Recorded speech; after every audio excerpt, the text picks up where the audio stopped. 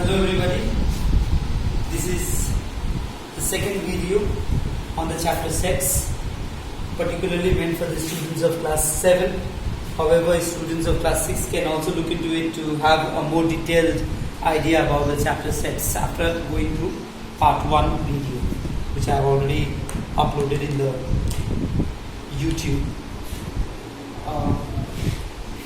At the end of the first part 1 video, I had just introduced certain symbols that are used in sets.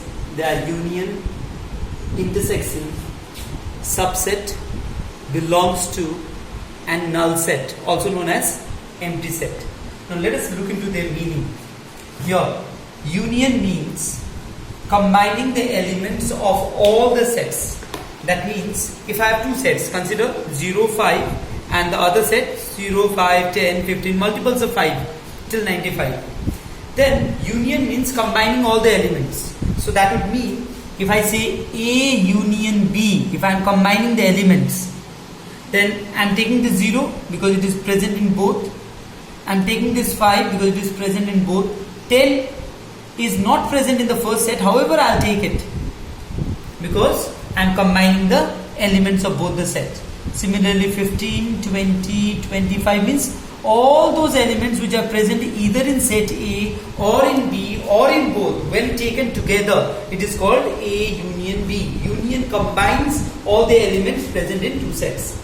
Now let's consider A intersection B. The second symbol is called the intersection. The intersection means taking only those elements which are common for both the sets.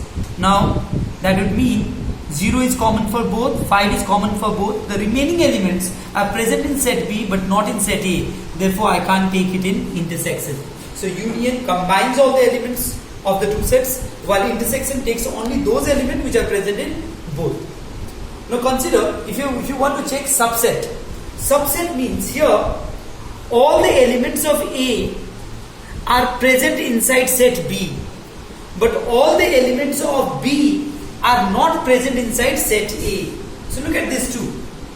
When I say A is a subset of B, A is a subset of B means elements of A are present inside B. True. But if I say elements of B are present inside A, which is B is a subset of A, are all these elements present inside this? Of course you can see it is not true. So it is false. Now the next symbol that you come across over here is belongs to. Now belongs to means whether that particular element is present in that set or not. Now just see, 0 belongs to A. So here 0 is present in A, so it is true. Next is 0 and 5 belongs to B. 0 and 5 belongs to B. That is true. But then have a close observation here. 0 and 5, the bracket means, are the only elements that belong to B. 0 and 5, are they the only element that belong to B? There are many other elements. So that is why it is false. Now the last one called the null set. Now null set are all those sets which does not have any element in it. Consider if I am saying set of all the whole numbers which are negative. Now we know there are no negative whole numbers. So that is a null set. Another example of null set would be set of all the boys studying in St. Joseph Matigara.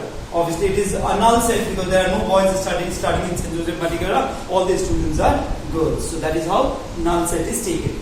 Now have a look at this question.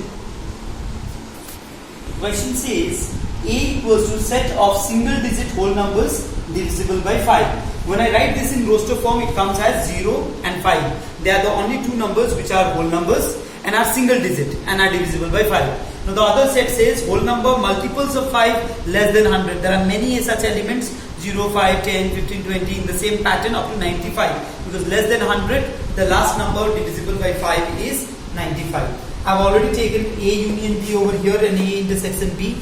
Let me consider the third question over here, that is A minus B.